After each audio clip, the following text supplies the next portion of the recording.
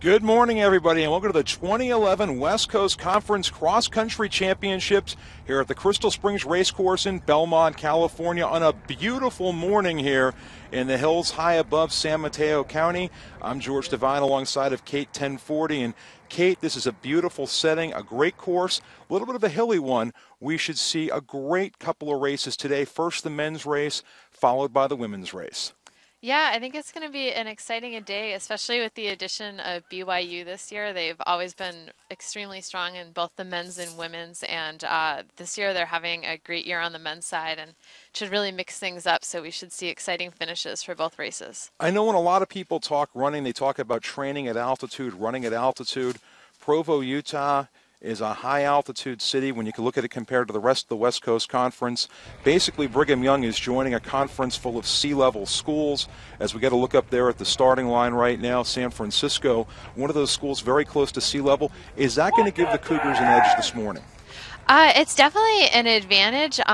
So the best distance runners in the world choose to train at altitude a lot of the time. I think we would see a bigger disparity if all these sea level teams were to go up to altitude. With them coming down, it gives them a little bit of an edge, but nothing that a little bit of toughness can't overcome. So sea level people can still fight it out.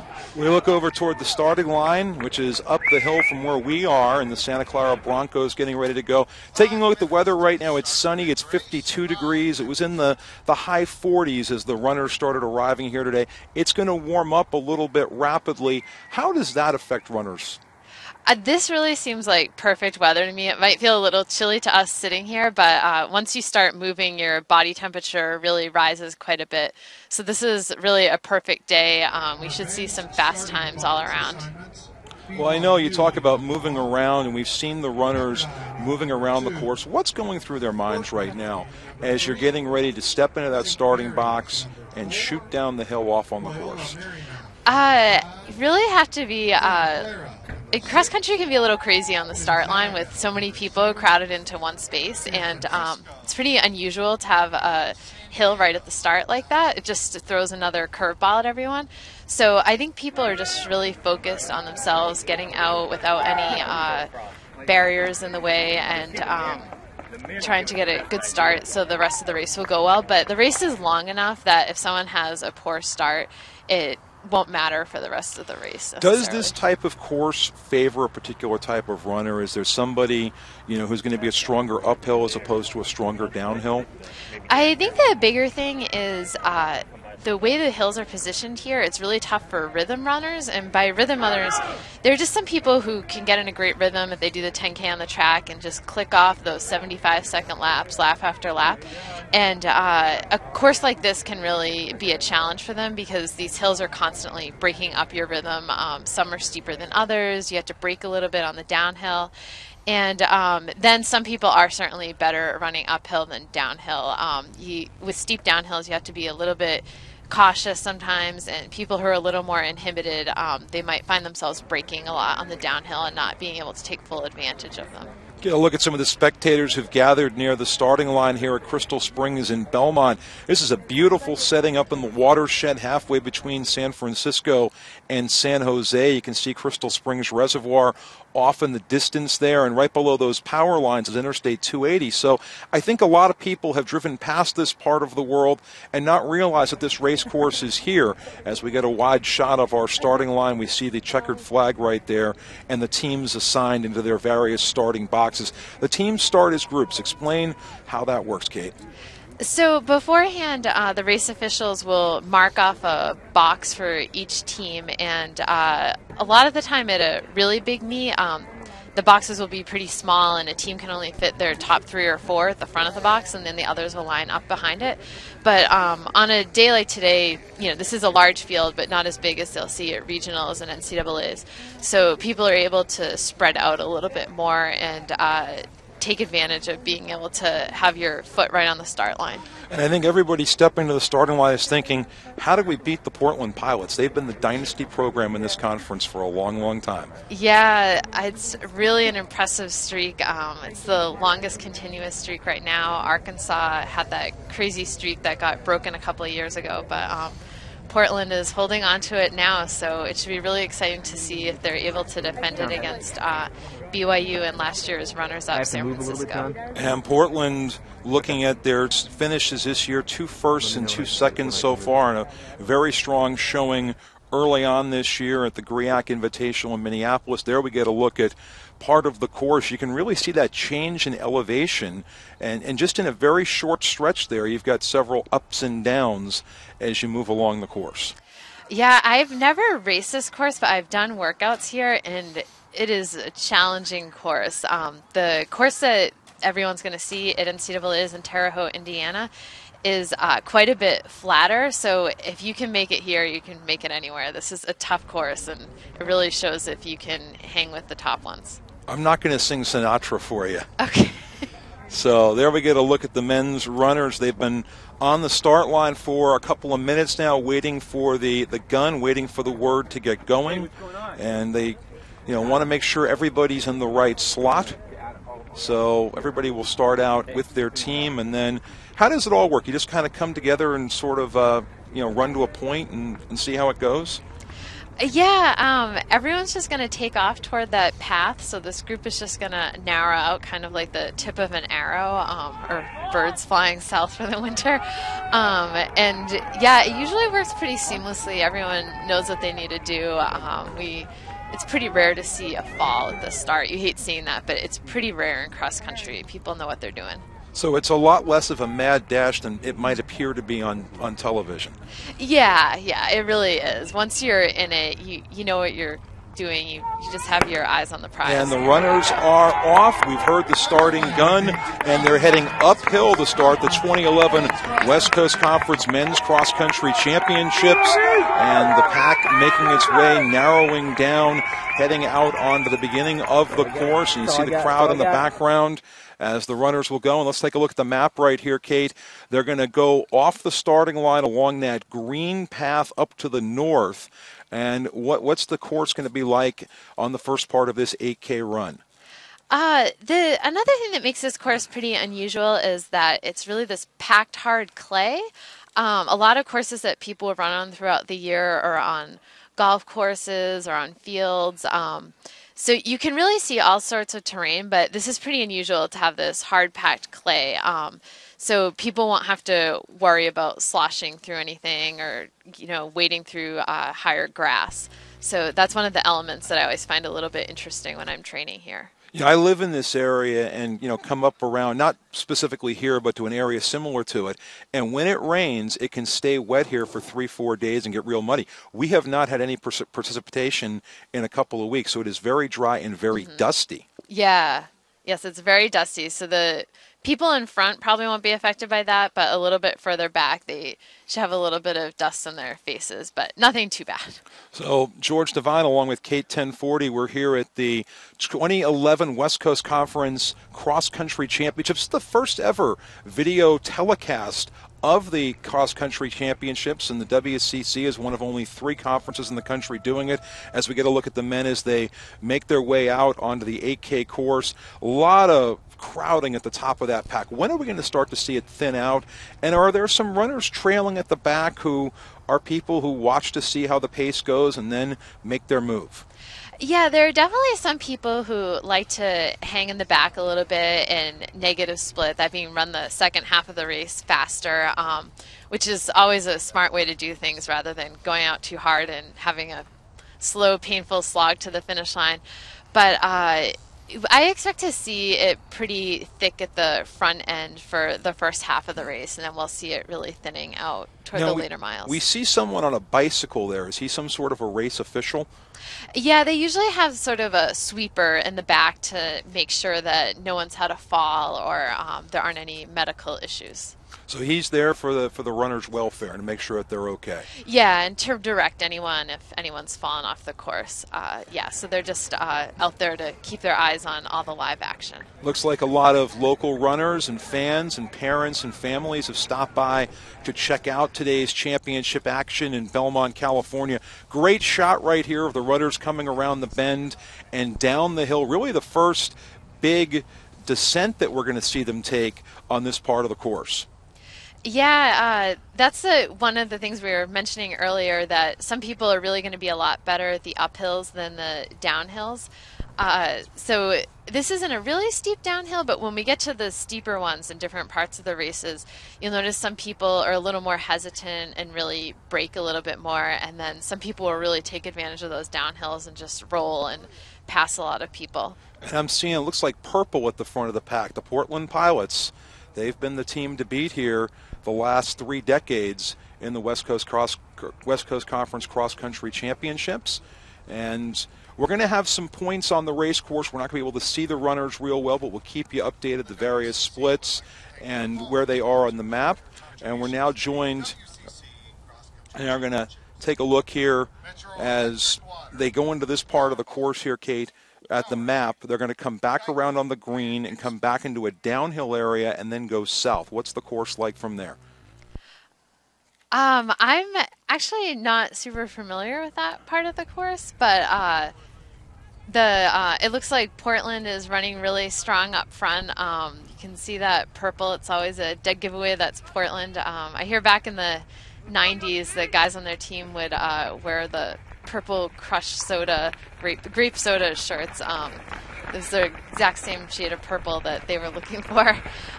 So looks like they're still strong out front and holding strong against the newcomer BYU. Yeah, I also saw some San Francisco jerseys in there. The USF Dons have had some strong finishes the last few years in this event, and that's helped USF to win the All Sports Trophy on the men's side.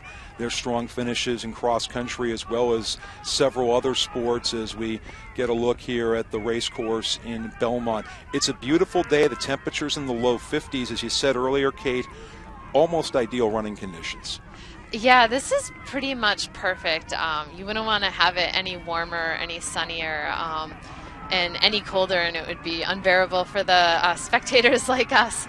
But yeah, it looks exciting. We still see some joggers out there. They're probably out trying to get to a good vantage point to be the runners when they go by again.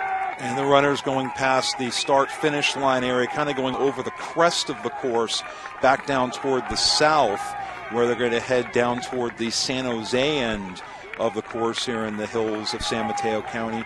Elevation here is probably almost 1,000 feet, maybe a little bit lower than that, so not a huge factor here this morning, but a beautiful part of the world. And, you know, there we get a look at the front again, and it looks like it's Portland out in front. Yeah, Portland has been ranked in the top 10 almost all year in the coaches polls. The last one they were ranked 8th, and it looks like they're really living up to that title. Although I think I see a BYU runner moving up to the front. Got a great stride going. Yeah, BYU is currently ranked 3rd in the country. They came in 2nd in the Wisconsin Invite. First place was Wisconsin, who's currently ranked number 2 in the country. So we should really expect to see a tight battle up front between those two teams. Now, any advantage to local teams, the Santa Claras, the San Franciscos, the St. Mary's, because those runners can have a chance to work out on this course throughout the year. It really doesn't take a whole lot of effort to get here. Yeah, definitely. Having that home course advantage is great. Probably all of these West Coast Conference schools that have raced here before already know the course really well, but just getting on the course, getting a feel for the hills, getting to feel the grade of the hills does so much more than the map. The map can't really show you everything that you're going to see that day. So I imagine all the local teams, San Francisco and Santa Clara, have come out and done a few workouts here. We would do that pretty often in college. I lived about an hour and a half away from where our conference meet was always held, but we'd be driving in there on Friday afternoons through traffic to get into New York City and just get another look at that course, because nothing can replace running on it and running at a hard effort on it. Yeah, I know a lot of the local high schools and junior colleges, even some other Division I conferences, have used this course over the years as a championship course and of course, a training ground. Yeah, there have been some amazing competitions here. The AAU men's and women's meets were held here in the 70s. The regional meet for high school nationals was held here, I believe, back in 1979. So there's a long history of great high school races and college races and even post-collegiate races here. and people have a lot of opportunities to come race here beforehand if they want that second look advantage beforehand. Well, the runners now heading to the south end of the course. They're going to disappear from our view for a little bit, and as soon as we can see them again, we'll bring them back. And we're now joined by the Commissioner of the West Coast Conference, Jamie Zaninovich. And Jamie, what a beautiful morning out here in Belmont. You guys picked a great atmosphere, a great course for this race. Well, we did deliver the weather, so we ordered that up a long time ago. I'm just joking, of course. Now, this is about as glorious a day as you will get at Crystal Springs, and on this historic course with great scenery and the great athletes out on the course. It's a great day for the conference, and we're just excited to see how everything comes together. It's also the first championship event of the 2011-2012 school year, and the first championship event the conference has with 9 members. Yeah, it's a little different with 9. We've had a lot of work to do over the past year with BYU integrating the conference, but they've been great partners, certainly have brought very strong teams on the men's and women's side here to our cross country championships, and they're eager to compete. We're eager to have them here. And taking a look at today's event, this is the first time the WCC has ever put up live video stream or a telecast of its cross-country championships. How exciting is it for this conference to really step into the 21st century technology-wise and embrace social media and online video and everything that goes with it? Well, we pride ourselves on trying to be innovative within college athletics, and this is a part of it. We want to create great championship experiences for all of our West Coast Conference student athletes, and that includes, the maximum exposure that we can offer for those sports. So to live stream like this, a cross-country championship, which I think is a little bit unique within college athletics, when we had the opportunity to do that, we wanted to take advantage of it. But that's part of a broader mission we have, really, to embrace technology. We're in some of the best technology centers in the world, so we should be good at this. On Thursday, we brought our men's basketball coaches to YouTube's world headquarters and live streamed their basketball tip-off media event. So we're committed to keep doing these types of things. And here we get a look at the runners as they come up from the south end of the course. And what I really like about all the technology, Jamie, is it takes fans into some areas that used to be very behind the scenes and off limits for a lot of different reasons, and really opens it up and really, provides them with a chance to see what only the media used to see. Well, we're very fortunate to have great partners in this. Webstream Productions, who's doing this event today. Obviously, it's not easy to cover a cross-country championship. It's not easy to cover a cross-country championship on a course that you've never been on. But John Cervisi and Nate Flannery and their team have just been phenomenal, and I think you're seeing that now with these great images we're seeing of the runners on the course. Yeah, and to do this without any type of a blimp or a helicopter or a camera on a motorcycle is just incredible. Yeah, I think you're seeing it right now. If you're looking at the screen, it's remarkable. It's going to be great for these kids. It's going to be great for the cross-country community nationwide to be able to showcase an event like this where we have highly competitive national teams. And, Jamie, probably one of those things where other commissioners might be calling you in a week or so saying, how did you pull it off? Well, if they do that, I'll be sending them to Scott Lakem and Jeff Turiel and others in our office because, as usually is the case, I did nothing to make this happen except say, hey, why don't we do this? And they do all the heavy lifting and make it all happen. So I want to recognize our staff as well. Real quick, while you're still with us, Jamie, a lot of exciting things happening in the West Coast Conference this year. In a nutshell, what can we expect in the next few months? Oh, I think you can expect us to transition to some highly competitive winter sports, including our men's and women's basketball, with BYU entering in the conference and our other programs having really developed themselves on the national stage. I think we're all really looking forward to basketball season once we finish cross country. But for today, this is cross country's day. And you see the runners here coming up a curve and kind of going around a bend, as they say. And Kate, looking at this part of the course, looks like we're really starting to see some separation in the middle of that pack now. Yeah, the course is really starting to take its toll. Some people are really spreading out, and it looks like BYU and Portland are still hanging strong up front. So, Jamie, thanks for stopping by with us. This is a great event. Thanks for having us on the air today and making this all possible. Well, thank you to you, George, and you, Kate, for being here and offering your expertise to it. It's a fun event, and it doesn't happen without dedicated folks like you. Well, always a pleasure to have Jamie Zaninovich, the Commissioner of the West Coast Conference, join us as we get a look at the backside of one of the curves here on the men's course. The women's race will be happening a little later this morning. We see some fans out there. Everybody's got a camera these days, Kate.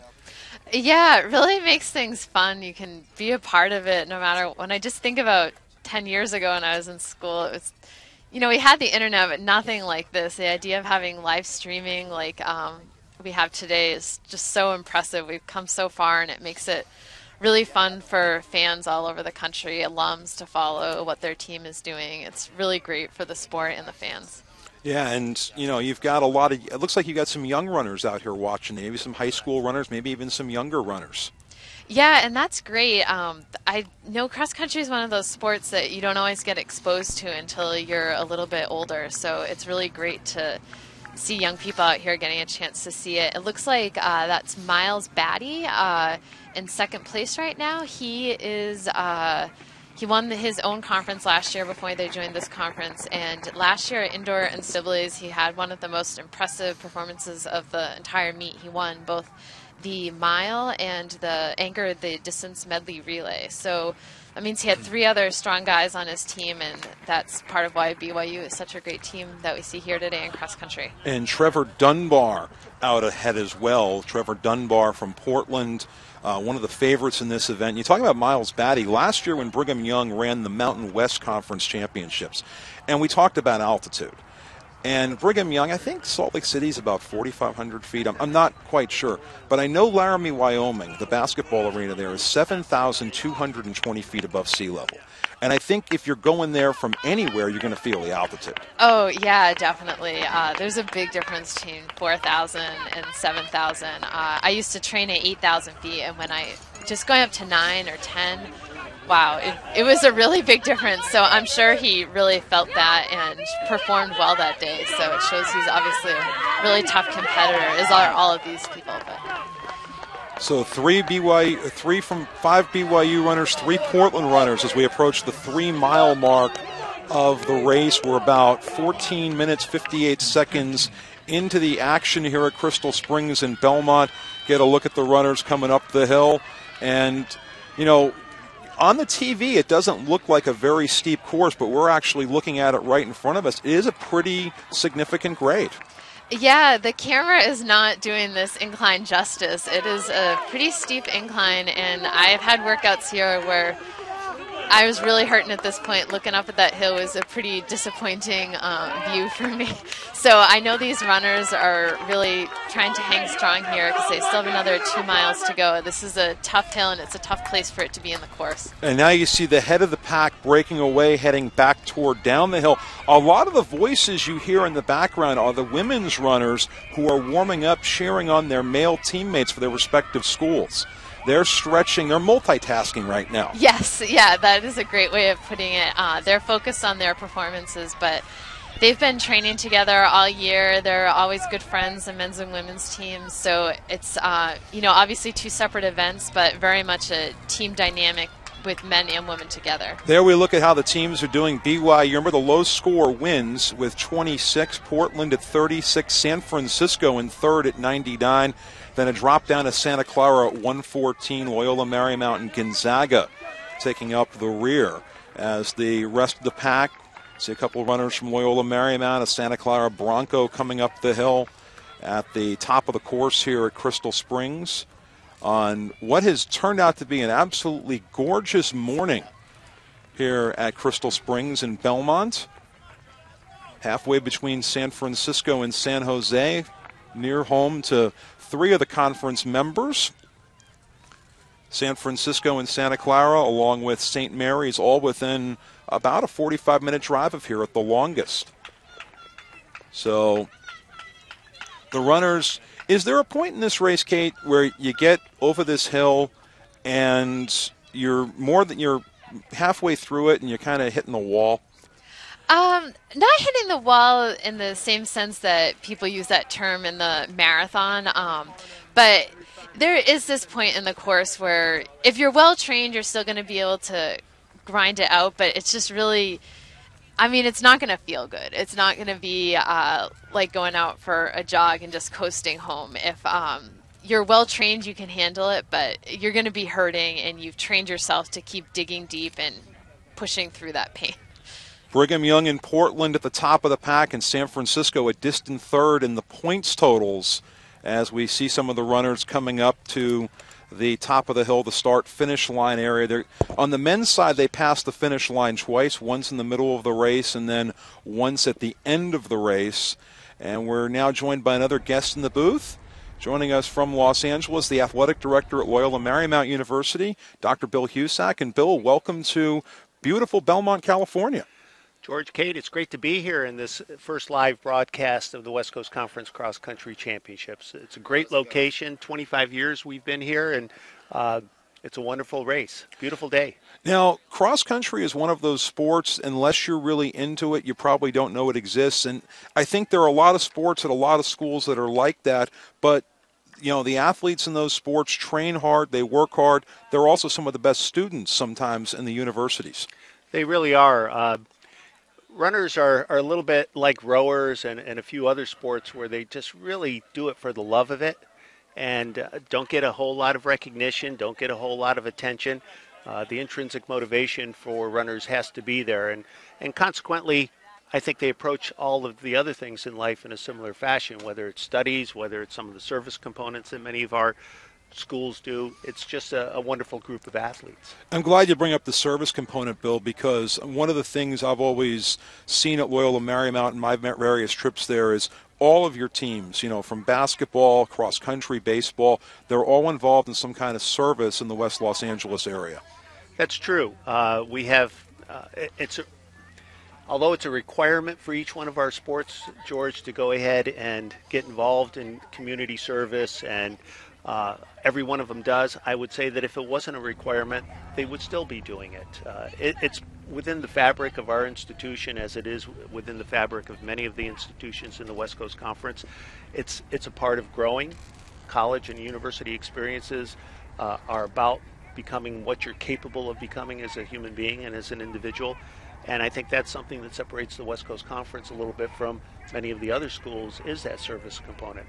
Every conference wants to go ahead and win championships. They want to graduate their student athletes, but we expect even more out of our student athletes. And we also, in the West Coast Conference, the schools also expect academic excellence, and there are some outstanding student athletes and some outstanding students at these conference schools who go on and do some tremendous things. That's correct.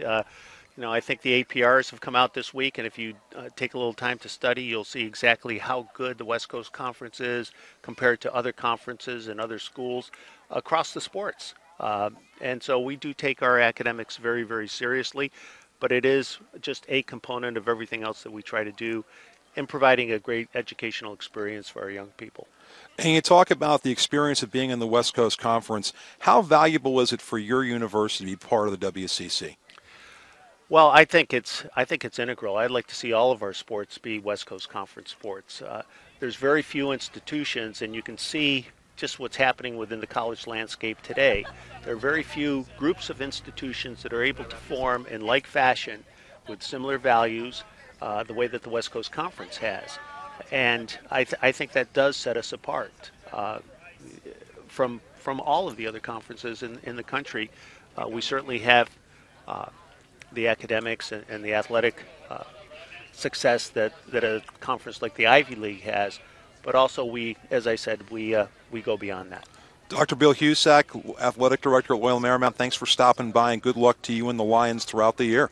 George and Kate, thank you for having me, and great job on the West Coast Conference, and thank you for going ahead and being part of this first live broadcast for our West Coast Conference Cross Country Championship. It's a lot of fun, and welcome to my neighborhood. It's good to be here. So we take a look at the course here at Crystal Springs. George, Devine, and Kate, 10:40. We're right now looking at the clock, 22 minutes into the race from the start. Coming up probably the last 4 or 5 minutes here. The pack has thinned out. We definitely have leaders out at the front.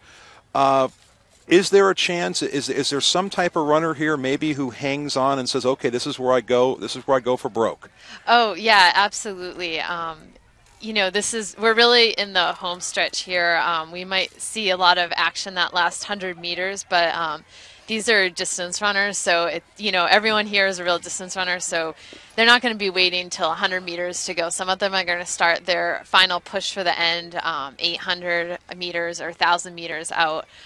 So we're going to really see people finding another gear here. Sometimes you don't think you have anything left, and when you realize that you have less than a mile to go, you find that extra gear and you're able to push through. Trevor Dunbar out in front for Portland, followed by teammates like Chase Calkins.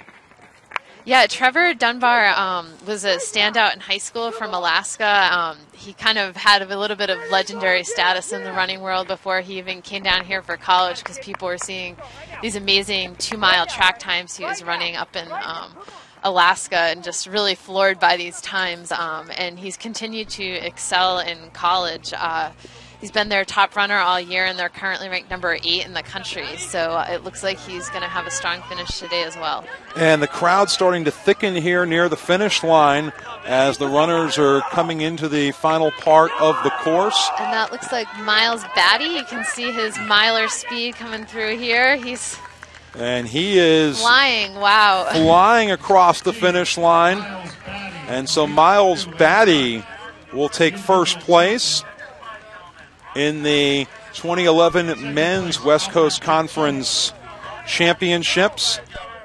And Alfred Kipchuma is second. Trevor Dunbar is third. So BYU well represented at the front, as are the Portland Pilots, wearing the purple pride, as they come up to the finish line. Brigham Young, as that crowd wasn't there 90 seconds ago. No.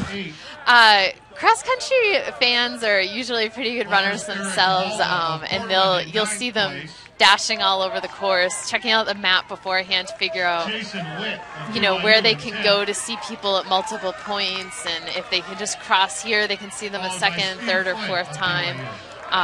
So people, I'm sure, planned it out so they could be somewhere out on the course and then make it back in time to see this awesome finish. So far, we've seen finishers from Brigham Young, Portland, San Francisco, and Santa Clara coming across the line. San Francisco has done well in this event the last couple years, and Portland, the dynasty program in the West Coast Conference. And we're going to eventually get the team standings and let you know how the teams finish, because there are two separate events here. There's a team finish and an individual finish. Santa Clara, San Francisco, two longtime rivals. So as the folks at the finish line sorting everything out, we do have one runner who's going to go to the medical tent, as that's got to be pretty exhausting in this uphill climb here at the end. Yeah, it's really just a very unique course in that way. You don't usually have a steep hill right at the finish and right at the end. So. Gonzaga leading this part of the pack. Yeah, Gonzaga has had a great start to the year. They're ranked number 15 in the West region, or number 14. That's the first time they were ever ranked in the coaches poll. So they've had a great start to the year, and I expect to see a lot of movement from them in future years. They have a new coach, Pat Tyson, who is really legendary, coaching at Meade High School up in Washington, and he just started there a couple of years ago, but you can see the difference he's already made there, and I expect them to be challenging, mixing things up a little bit here in the next few years as well. And you can see at home the runners coming across the line, and some run through the finish once they come across it, and others really struggle to keep their footing, and you can really see how exhausted they are. And there's a gentleman who's actually encouraging them once they get through to keep on moving. Yeah, there are a lot of reasons for that. I mean, ideally you want to run right through the line so that you're not slowing down as you approach it. But then from a logistical standpoint, that official is making sure people keep going in the chutes and that no one passes each other in the chutes and messes up the results in any way. See a couple of Loyola Marymount Lions crossing the line as we hear some bells and see some of the individual fans out there as well.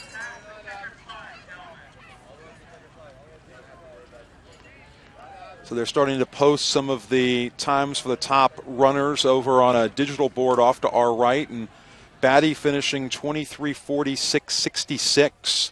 That is a very impressive time on this course.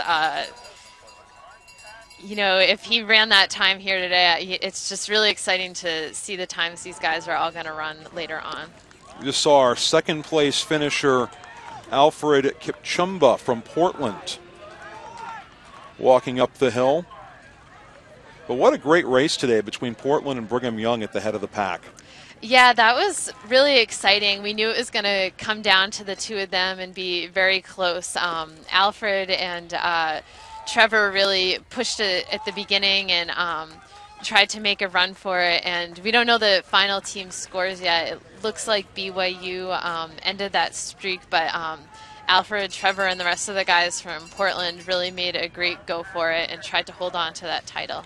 You know, it's something you think about a new member coming into the conference and rivalries developing. And I think one of the key elements to a rivalry is you have to fight for the same title. And for Brigham Young and Portland, all of a sudden, you've got a rivalry in cross country that may have existed before, but now you bring it into the conference, and it can make the event a lot more exciting for everybody else. Oh, absolutely. In cross country, with people traveling to different invitationals all year, they might not race other people from their conference until the conference meet or the regional meet. And for a team like Portland and BYU, they're not even in the same region. So many years they probably only faced each other at NCAAs. So while I'm sure they were always looking out for each other, this is really going to bring a new dimension to their rivalry, and I'm sure it's going to make things very exciting for future years. You know, one of the interesting aspects of anything with a time, whether it's swimming, cross country, track and field, is you look at sports like football and basketball and you say, well, what would happen if this team met that team? And there aren't enough opportunities for this team to meet that team. But in this sport, you can look at similar courses and you have enough national meets where you can say, yes, these are the 5 best runners in the country. Oh, absolutely. Especially in track. Cross country is a little bit trickier because the conditions on a course can vary so much year to year, week to week. But absolutely, it's pretty... you know, there'll always be a little bit of contention over exactly where teams would fall in the rankings beforehand, but you can get a pretty good idea of how teams are going to stack up against each other. And we're here at the 2011 West Coast Conference Cross Country Championships. The men's race already decided. Miles Batty of Brigham Young winning that. Kate 1040, George Devine with you. And Kate, what a great morning of running we've seen so far. A very enthusiastic crowd, wonderful conditions, a tough course, and a great finish. Yeah, that was really extremely exciting, and I'm sure we're going to see some more excitement up next with the women's race. San Francisco's been having a great year. They've been ranked in the coaches poll all season. That's for the second year in a row. BYU also has a great women's team. When I was in college, they were really dominant. They won NCAAs easily my junior and senior year, and they've been having a really strong year this year as well. The women will run a 6K course. The men ran an 8K course. And Kate, let's talk about your resume a little bit as a runner. You ran for another school that wears a Y as its logo. Yes. Yale. Yes. Yeah, we were sharing this story earlier. Yale has the same colors and the same big Y. So often when I went to meets, people would assume that my teammates and I were from BYU since our uniforms were so similar. Well, it's interesting. I have a friend I work with in another profession who went to Brigham Young University, and he talks about people at BYU proudly call their university the Y. And he said, well, we were calling it the Y before the YMCA called themselves the Y. And they both came into being around the same time. And before the age of the internet, who knew? Right. And they both take pride in it. They're both great organizations and both, with similar logos. So, sometimes you get a little logo confusion, but it's all a lot of fun. Yeah, it definitely is. It's all a lot of fun. For us, it was an honor because BYU is so good. We would just be in awe. Really? You thought we were from BYU? Because they were just top of the game. Now, we were talking earlier how some people get into running, and I know the story well of Shannon Robery here in the San Francisco area, and Shannon went to Sacred Heart High School in San Francisco, wanted to get in shape for the soccer season. She was a competitive soccer player and said, I'm going to try out for cross country to get in shape for soccer. And a couple weeks later, soccer went by the wayside. Is that the kind of story that gets a lot of young runners into this? common one, but probably just as many people you meet and they tell you, I was so bad at every other sport. I tried soccer, baseball, basketball, hockey, whatever it may be, and I just was not good at any of them. And that's definitely what happened with me. I tried every sport out as a kid. My parents wanted me to have every opportunity possible, but I was just really terrible at all of them. I finally had a little bit of success with swimming, but my high school didn't have a team. So I sort of just fell into running by default and wasn't too happy about it in the beginning. But now I'm really glad that my high school didn't have a swim team because things worked out for the best. You know, it's interesting to me, looking back at high school, of all the athletes, the ones who still embrace the games they played as teenagers are the runners, the tennis players, and the golfers. You know, if you could be a great football player when you're 15, 16, 17 years old, but when you're 45 or 65 or 85, you're not going to go out and $500 worth of gear and hit people, but you can run. Yeah, absolutely. That's one of the best things about it. You can do it anywhere, and you can still keep competing on it, going to local road races, or you can just go out for a jog in the morning and still really feel a part of that energy that you experience as a high school or college athlete. Taking a look at our screen, we've got the women's racers getting loose, and a lot of them were warming up earlier and also cheering on the men's team getting ready for their competition. And you mentioned the men's and women's teams train together. The men's teams, is it going to be a little different because they're exhausted after a race, or are they going to, perk up and find some energy to cheer on the ladies? I think we'll see pretty much the same. They'll be cooling down and cheering for the women's team. They might even be have the chance to be a little bit more louder. They won't be trying to conserve as much energy. So I think we'll still see a lot of enthusiasm from their teammates. Taking a look at the women's course, it's slightly different than the men's. They still go that same start where you start uphill and you go up and then down, and you've got several hills and valleys on this course here in Belmont, California. Just to give you a reference of where we are, that roadway you see at the lower left-hand corner of your screen is Interstate 280, and then coming up here to the top of the course is the Crystal Springs course, which sits right on top of the San Andreas Fault, by the way. Yeah, this is a really interesting place to have a meet. So often throughout the years we're running on fields or trails somewhere or golf courses.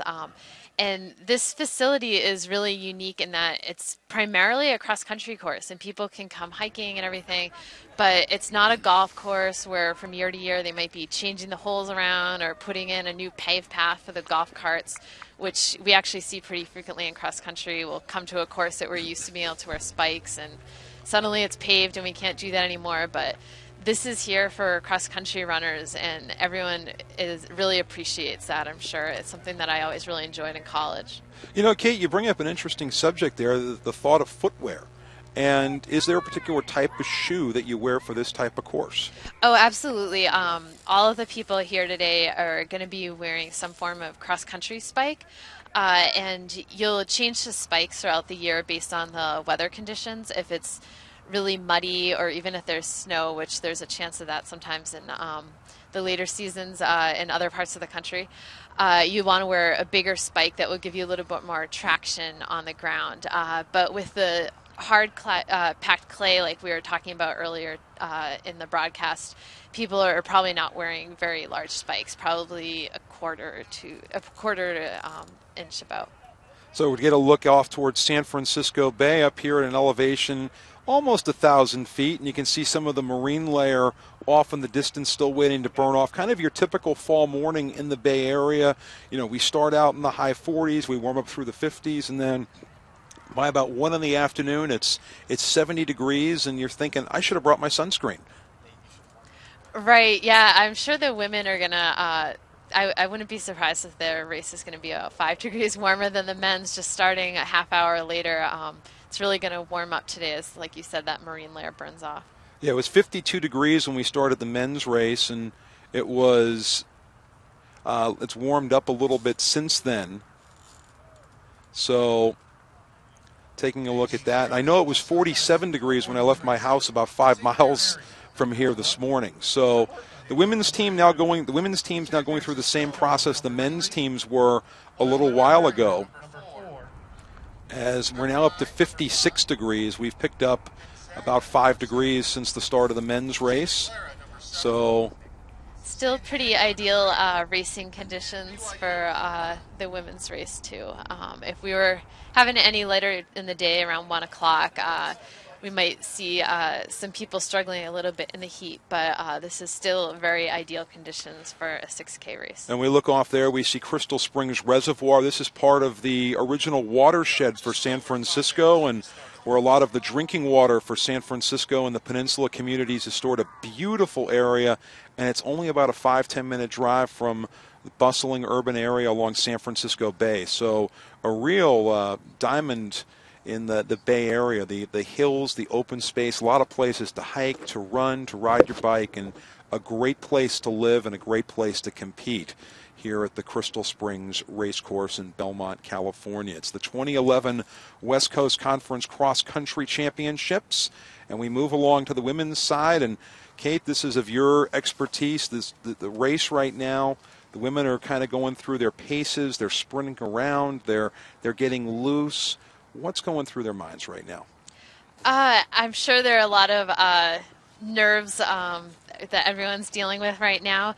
But I think usually at this point, I know I like to just really have a routine before my race start, about 45 minutes before the start of the race, start warming up, do a 20-minute jog, some stretching, some drills, and then a couple of strides right before the race started, and really keeping that routine the same every time, trying to avoid any hiccups. Just that routine would keep me a little less nervous and keep me from just wasting energy by worrying about the race before it started. So that's pretty standard. Most of the women would have a similar warm-up today. So the women's race still about 4 minutes away. They will start from the same point. They take off from the top of the hill. They head up a little bit to the crest and then down through a series of declines and inclines as we see them. And you see them right there. They take off just a little bit short of the crest of that hill. And the camera angle really doesn't show it, but there is a pretty good incline between where you see the top right there and where those runners are setting up at the starting line. Yeah, absolutely. There, and that's really going to change how they would affect how they would start off from the starting line. In races on different courses, you can just look straight ahead, but here they're going to have to be thinking about lifting their legs slightly differently and being ready to handle that uphill. So San Francisco won this race last year with Portland finishing second, Loyola Marymount third, Santa Clara fourth, Gonzaga fifth, Pepperdine sixth, San Diego and St. Mary's taking up the rear as we take a look at some of the terrain here. And you mentioned earlier it is a hard-packed surface. Taking another look at the map, this is an area when it rains, it gets muddy. We haven't had rain in a few weeks, so it is very dry, very dusty. Yeah, we did see some of that dust kicking up when the men were coming through the finish line right in front of us. So it's nothing that these guys can't handle. I'm sure they've been running in a pack together on golf courses and trails throughout the season, but it really is one of those elements that they'll have to deal with throughout the race. So Brigham Young has already won on the women's side, and in their first ever championships in the West Coast Conference, we see a Gonzaga fan flying the flag at the starting line. I saw a USF flag popping up earlier. So all the schools well represented here, and again they get into starting boxes assigned by school, and that big wide pack does thin out. I liked your analogy earlier. They sort of form the head of an arrow. Yes. And that's a little bit by necessity with the trail really narrowing down, but it's also just kind of the natural rhythm of the race that things are going to thin out gradually, and people will be able to get into their own rhythm and move up during later stages of the race if that's what they're comfortable with, or just get in their rhythm and try to run their own race looking out for their teammates and competitors. So the starter overgoing some instructions with them, going over the basic do's and don'ts, and they are waiting for the opening gun to get things going. We're about a minute away as the runners, a lot of moving around up until now, and I'm sure that they're kind of like jumping beans inside right now. Yeah, it's partly a way to handle the nerves, but also you spend all that time warming up and you have to come over to the line and be still for the starter for obvious practical reasons. But you also don't want your muscles to get too cold. You don't want to bound off the starting line with cold muscles. You can do that when you're 5 or 6, but yeah. It's there's just a little bit of risk of pulling a muscle, a greater risk of pulling a muscle when it has a chance to get cold. So people are just trying to stay warm right now.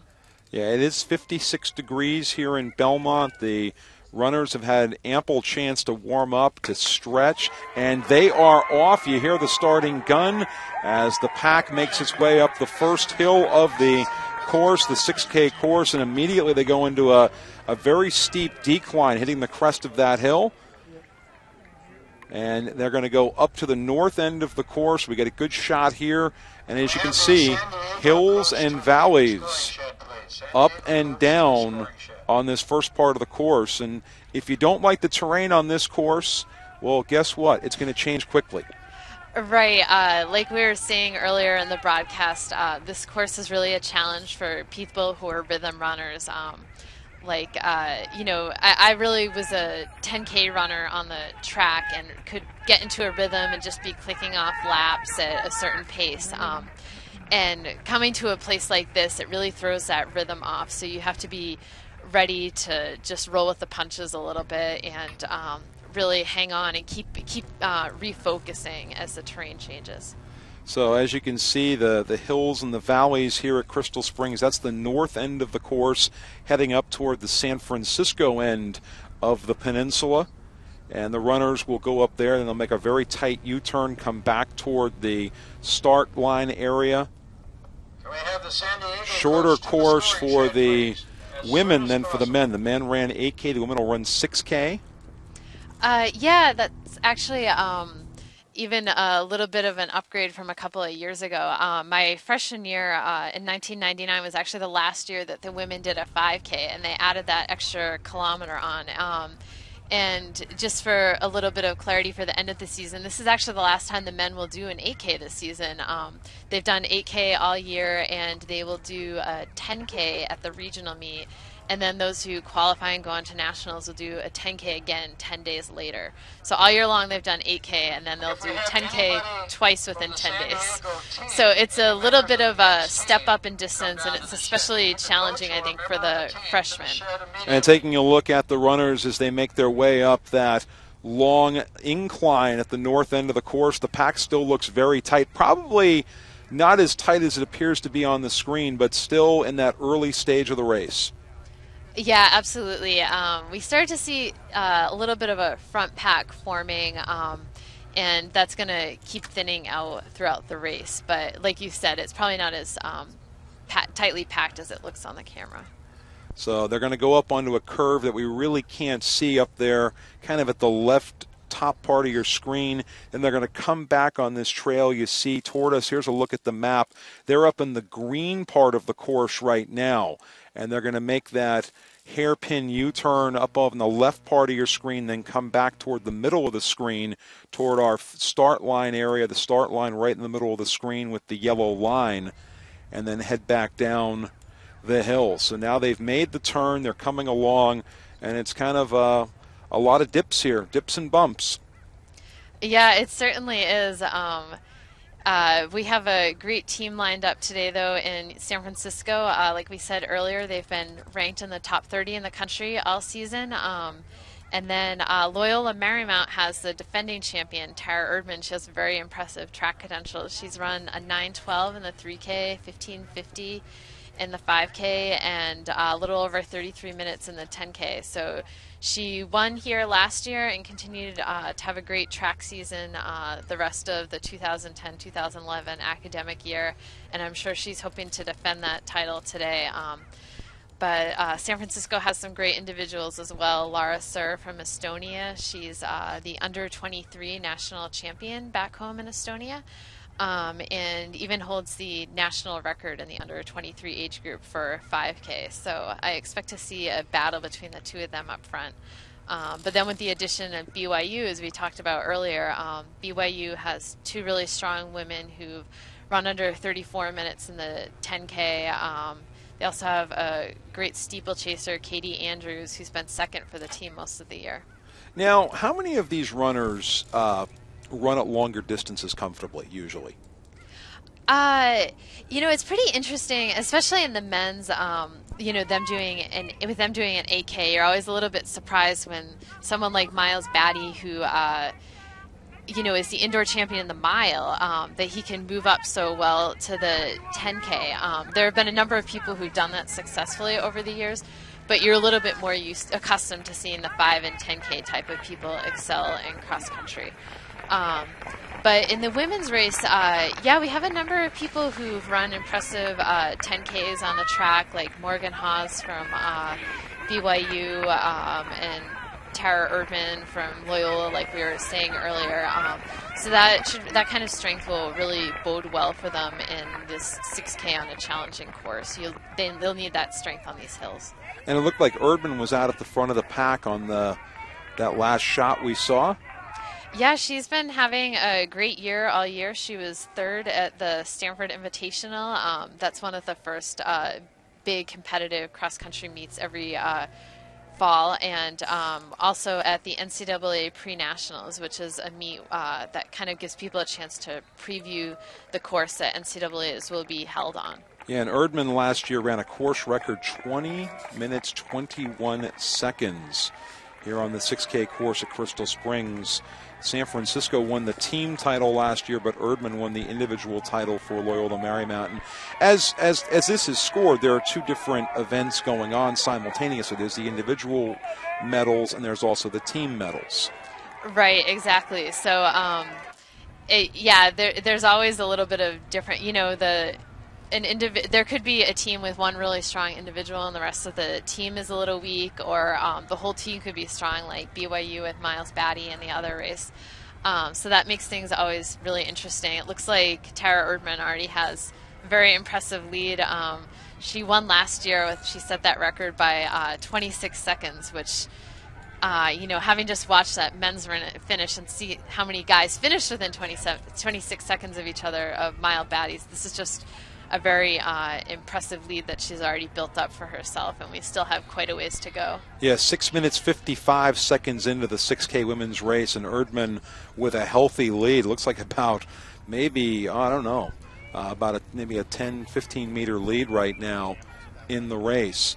And I'm sure Erdman, in her training down in Los Angeles, runs on the sand, runs on the beaches.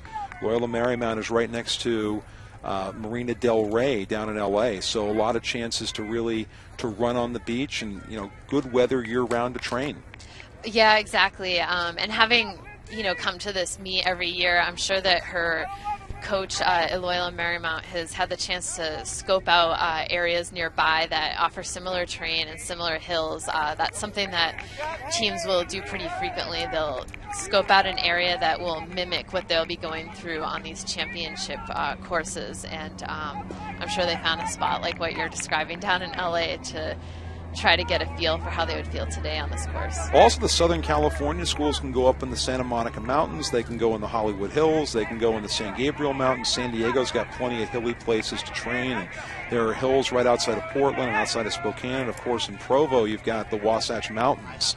So you can really get going and get training on those courses and prepare yourself for something like this.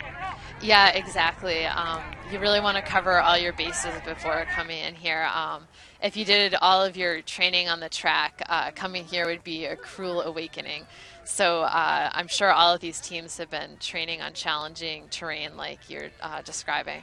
Now, there are some runners who have great times on cross-country courses and then get on the track and all of a sudden their times don't compare as well. Oh, absolutely. For the most part, if you're strong in one, you're going to be strong in the other. But there are some people who really thrive on the track, getting into that rhythm of just clicking off the laps. And then there are other people who are really bored by the track, and when they start a 10K race and see that lap counter that says 25 for 25 laps to go, that's just really a little bit of a mind block for them, and they would really thrive a lot more doing a 10K course out on rolling hills like this. And Tara Erdman coming through the finish line area as they'll pass the finish line twice. Once on the midway pass and then again at the end of the race as we get a look at a Brigham Young runner making her way up the hill here at Crystal Springs in Belmont. And this grade coming up here, we said it in the men's race, it is steeper than what you can see at home. It certainly is, and they're about halfway through the race at this point, so it's just really I think we were saying the same thing in the men's race. It's just a really rough spot in the race to have this because you're not far enough along that you can think about making that final push. You still need to be strong up this hill, but conserve a little bit for the end. And this hill, once they pass where our camera is, it gets even steeper. Yes, it certainly does. Once they're getting up around those cars, it gets quite a bit steeper, and then they make that turn and start to have a little bit of a downhill, but it's no vacation. It's kind of like the Hayes Street Hill in the Beta Breakers. Exactly, yeah, it keeps going and going. It never ends. And then you get to the top, and you get in that race, you go down the rest of the way. But in this race, you're going to go up some more. Right, yeah. They have no Golden Gate Park coast like you do in the Beta Breakers. You know, this race course, and looking at the topography of it, you know, the old story, you know, I used to walk, 10 miles to school every day in the snow, both ways uphill. In a lot of ways, this course is a both ways uphill course. It really is. It sort of boggles the mind. I don't know what it is, something about the San Andreas Fall, if it's constantly moving and shifting on you, but it really does seem to go uphill both ways. There we see Tara Erdman out at the head of the pack, running along the eastern side of the course down to the southern end. Remember, we have that one blind spot where they go into a deep valley. We really can't see the runners that well, and they kind of disappear into no runner's land for a couple minutes. But Erdman with a healthy stride and, plenty of room behind her. Yeah, this lead is just very impressive. Like we were saying earlier, BYU is really strong this year. Morgan Haas has run 33:39 for the 10K on the track and placed 5th at the Wisconsin Invitational this year, which had a lot of the top teams in the country. So she's really an extremely strong individual. So to see Tara Erdman have this kind of lead today is very impressive. And they go off in what was the blue area on our map. We look down into that valley and see the rest of the pack. We've really seen a lot of thinning out here in the women's race.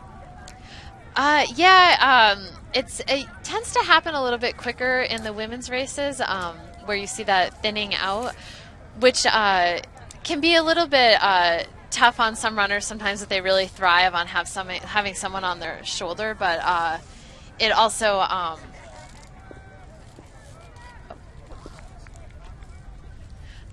it can really help some people who like to have a runner on their shoulder if they can hang with someone. So, and we see the rest of the pack moving along right there, moving through this Crystal Springs course in Belmont, California. A lot of ups and downs on this one. Temperature right now in the mid-50s as the women's race moves along, and we're now joined in the booth by the men's champion. We want to be the first to congratulate Miles Batty of Brigham Young as the 2011 West Coast Conference men's 8K champion. Miles, welcome to the broadcast and congratulations. Well, thank you very much. What was the most challenging part of the course today for you? For me it was that big hill about halfway through the bigger loop. The second time around it really got me. You come out up on top of that, and the hill still rolls for just a bit, and I actually got gapped by a little bit by the two Portland runners, Dunbar and Kipchumba, and but that was definitely the hardest part, that hill right there. Now, we talk about rivalries developing, and Portland has been the dynasty in this conference, and you guys at Brigham Young have had a great tradition in the Mountain West as a running school. How big is your rivalry with Portland? Did it get bigger today?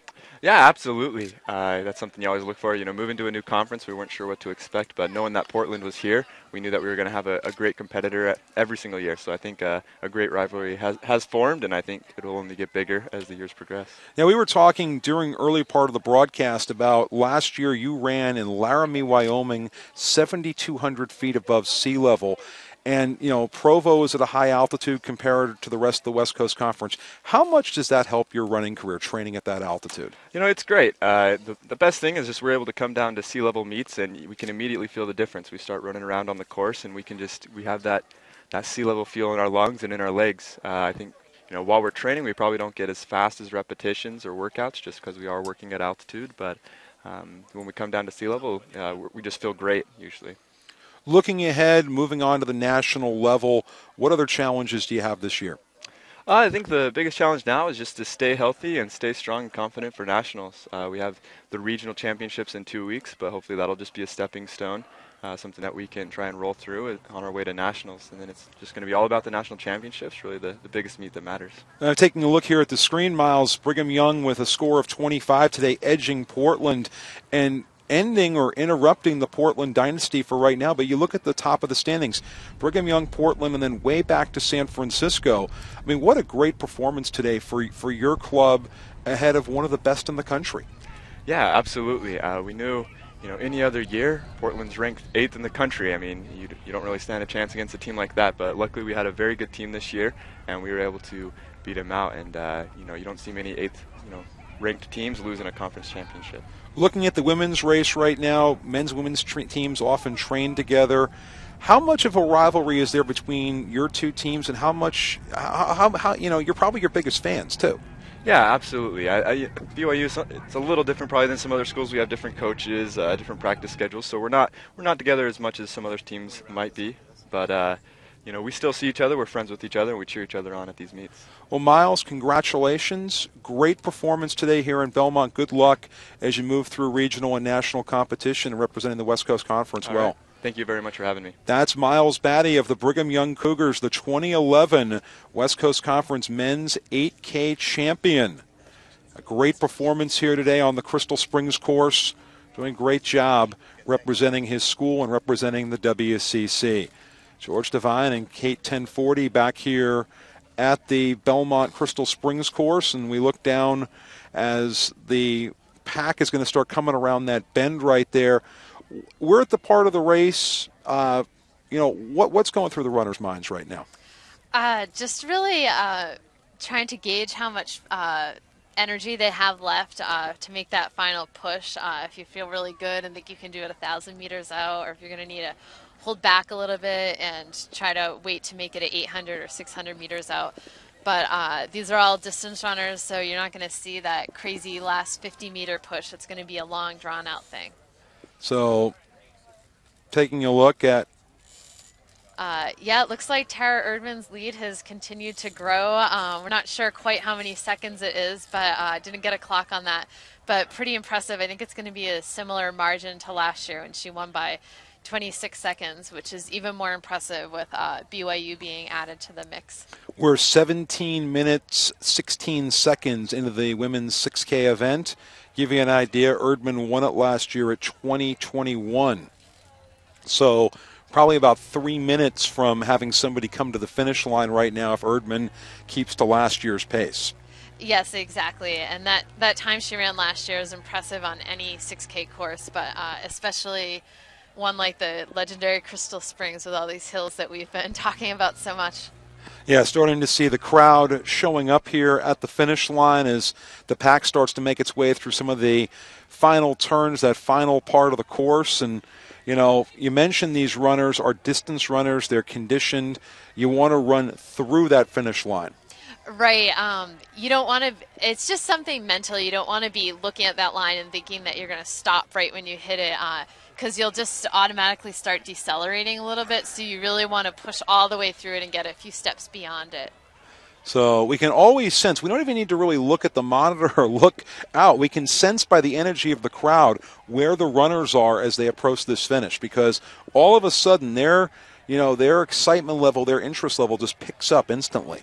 Yeah, cross country might not have the most fans of any sport, but they have extremely loyal, dedicated fans who know the sport well. So all these people who've come out to watch today, they've looked at the maps, figured out exactly when the runners are going to pass by them, and orchestrated it so that they can see them a few times and made sure they'd be here for the finish. And they'll be cheering Tara along, even if they're not from Loyola Marymount. It's just the way it works in cross country. You love seeing really great performances, even if it's not the team that you came to root for originally.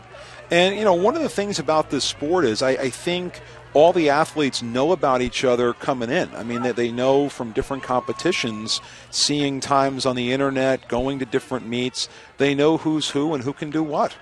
Yeah, exactly. And the internet has definitely helped with that.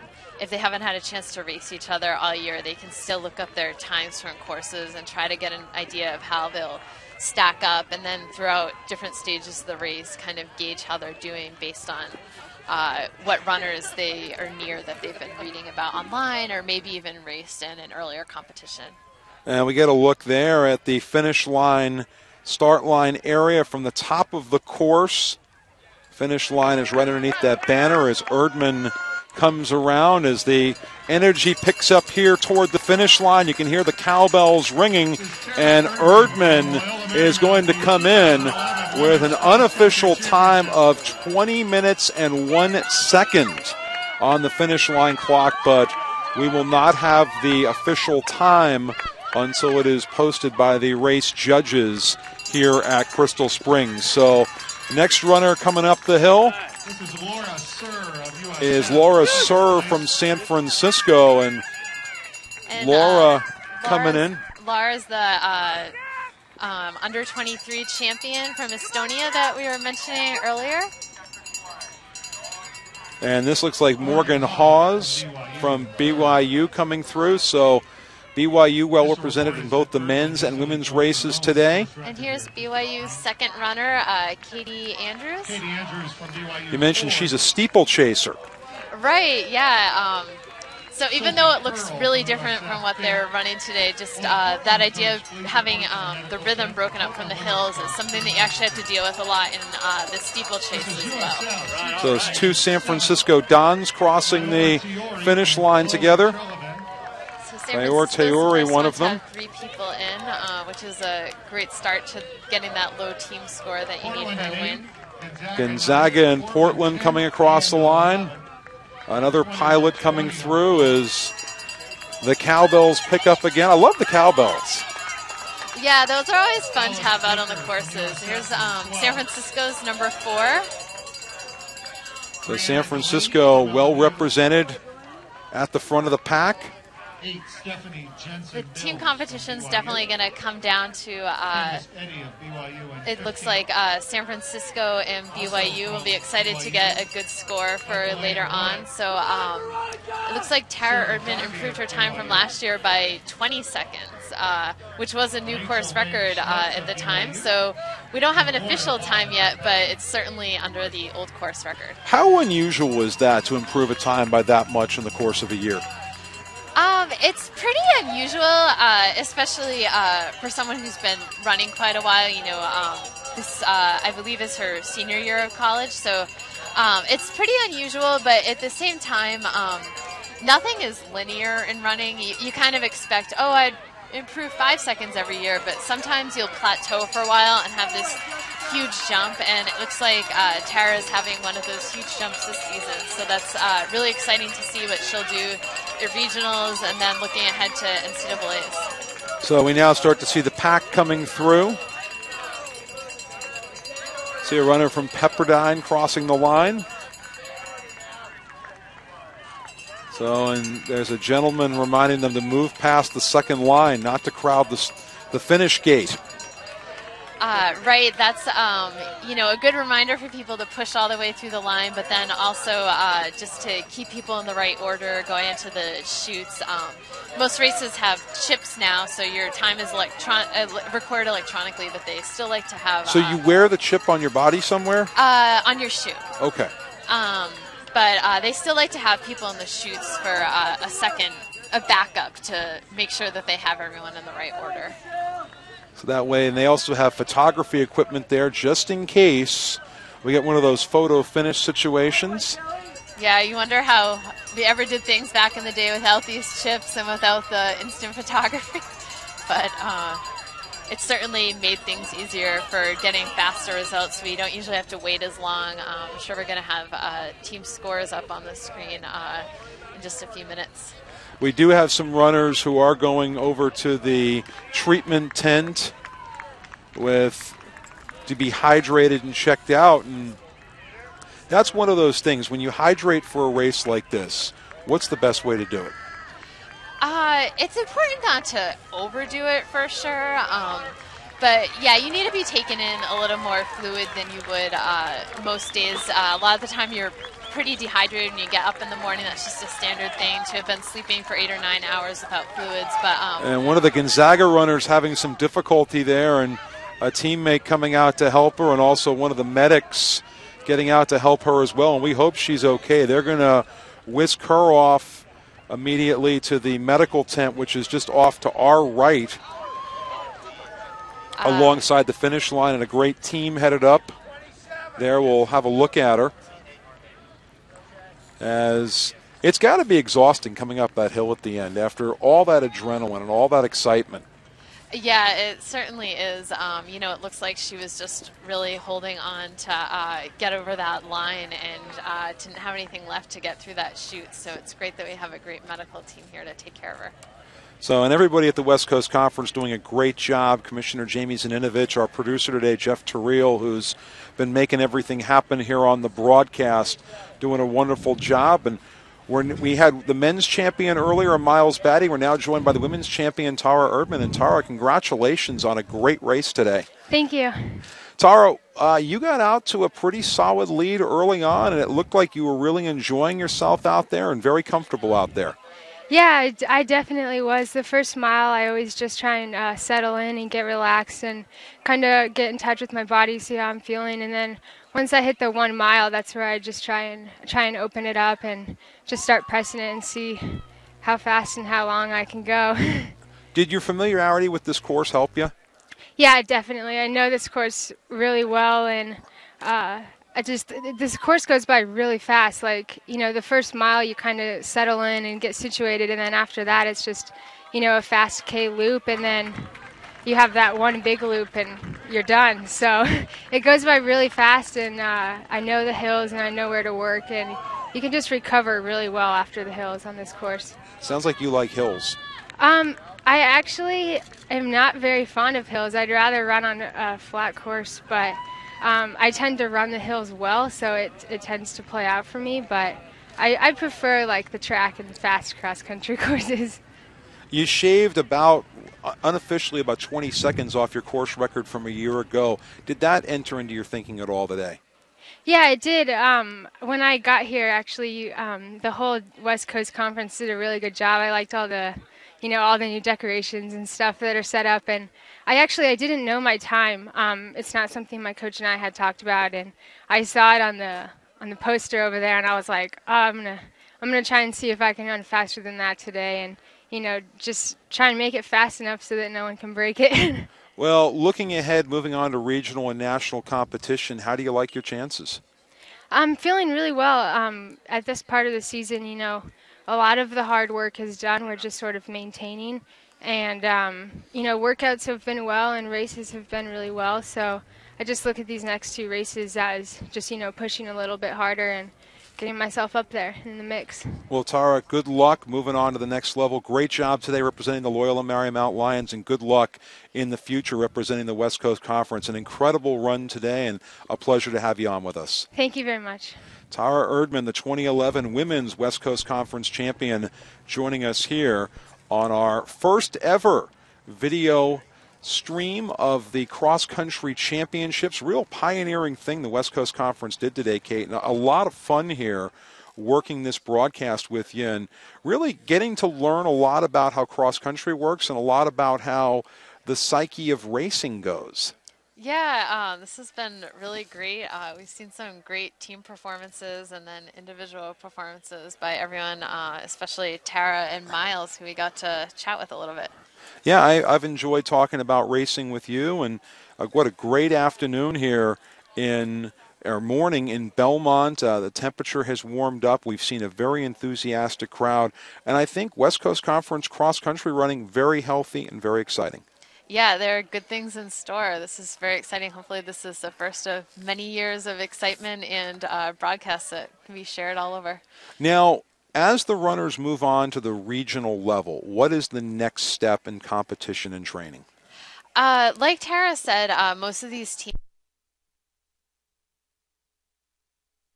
that doesn't mean they'll be running really easy at the rest of their practices, but they won't have quite the same level of intensity. They're sort of tapering for these bigger competitions now. But for the men, another element's being thrown in. Their next race will actually be 2 kilometers. You know, can really separate people. Someone who doesn't have quite the strength or hasn't been running quite the mileage that they need to for a 10K, they might find themselves a little bit harder pressed for the last 2 meets of the year. And looking ahead to the NCAA regional, the mountain regionals, they'll be on November 12th, so in 2 weeks. Talking about throughout the race, maybe a little softer, maybe a little bit different in terms of topography and terrain, but Brigham Young will be the host of that, and the Cougars and Altitude School, they're going to take on runners like Miles Batty, going to take on a lot of sea-level runners, and it might be to their advantage. Yeah, it certainly could be.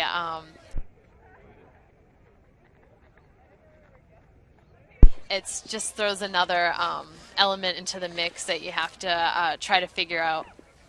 And the West Regional will be very close by it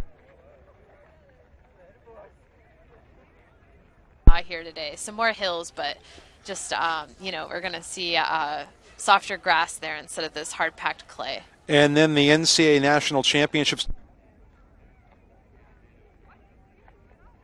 Indiana, where Larry Bird went to school. So that'll do it for our exclusive live video coverage today of the 2011 West Coast Conference.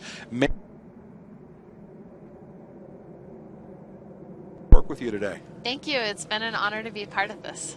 And for the entire West Coast Conference, I'm George Devine, wishing you a very pleasant good morning from Crystal Springs Racecourse in Belmont.